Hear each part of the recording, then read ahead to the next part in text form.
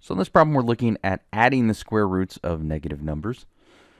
And in this instance, we can treat I kind of like it's a variable. We simplify, and then as long as what we have underneath the radical is the same, we can add those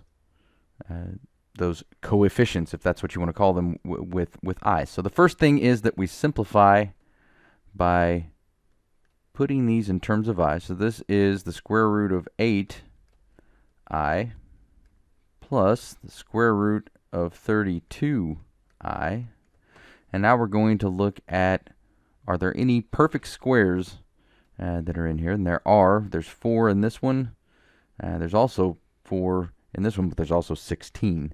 So if we write this as factors of the greatest perfect square that's part of the number that's under the radical, we have this is the square root of 4 times 2I plus the square root of 16 times 2I, which equals 2 times the square root of 2I plus 4 times the square root of 2I, and then those coefficients will add up to 6 times the square root of 2I.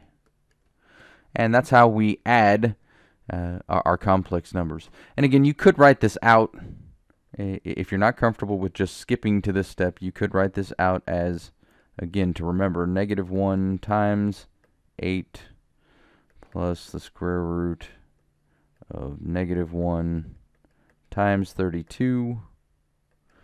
And then remembering that we can separate that, and that is the square root of -1 times the square root of 8 plus the square root of -1 times the square root of 32. And then remember, I equals the square root of -1, so then we're back to the problem that we had. This equals 8 square root of 8I plus the square root of 32I. And then we just use the same steps that we did before.